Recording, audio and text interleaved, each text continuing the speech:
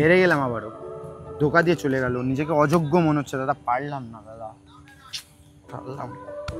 তোকে ধোকা দিয়ে চলে গেছে মেয়েটা, আর তুই নিজেকে অযোগ্য বলছিস? আমি অযোগ্যই। তুই আমাকে একটা কথা উত্তর দে, যে মেয়েটা তোকে ধোকা দিয়ে চলে গেল তা কি সম্মান নিয়ে তুই কি খেলেছিস? না দাদা, কোথায় সম্মান নিয়ে খেলেছি?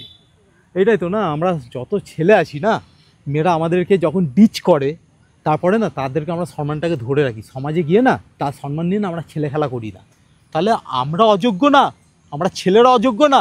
সেই সমস্ত মেয়েরা অযোগ্য যারা যোগ্য ছেলেকে হারায় নিজেদের ধোঁকাবাজি করার জন্য, বেটার অপশান খোঁজার জন্য। তুই কখনো অযোগ্য ছিলিস না আমার ভাই, আমরা হচ্ছি রক্তে খানদানি। এবং সেই সমস্ত ছেলেরা যারা মেয়েদেরকে সম্মান দেয় ব্রেকআপের পরেও, যে মেয়েটা ভালো থাকুক, তুই কখনোই অযোগ্য ছিলিস না ভাই। দাদা একটা কথা বলে যা। কি? আমি আমার 2 সেকেন্ডের কথার এত সুন্দর বিস্তারিত মানে আমি যেটা বুঝলাম না, তুই কি করে বুঝলি? বাদ দে সব, বিয়ার খাবি? খাওয়াতে হবে কিন্তু।